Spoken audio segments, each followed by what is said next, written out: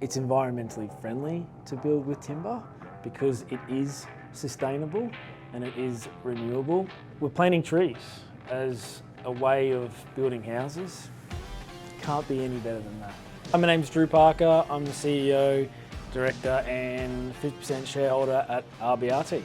RBRT was started in 1988 by my father, so it's been a family business and continues to, a second generation. We supply timber framing components to the South East Queensland market, and we supply roof trusses, wall frames, engineered floor systems and posi floor systems. We like to get involved in the design and the engineering and try and optimise the design, make it as cost effective as possible, but then also as strong as possible for the customer. Redland Bay roof trusses, believe it or not, started in Cleveland. It's always been a Redlands-based fabrication facility.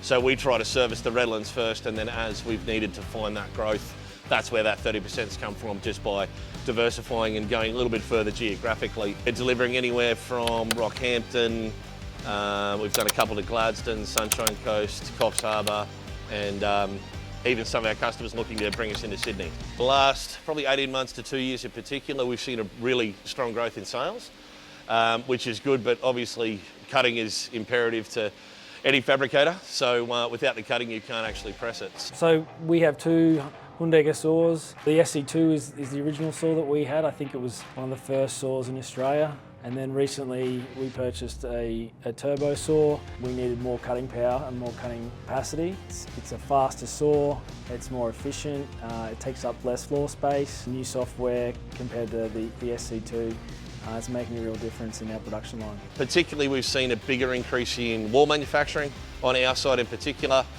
So the marking capabilities, being able to stack 4 members of the same, being able to cut them all together has made a huge difference to our cutting to get through our wall framing machines. Likewise, we do a lot of commercial and exposed jobs, angles, depth of timber, even width of timber. The other saws can't really cope the same as the turbo.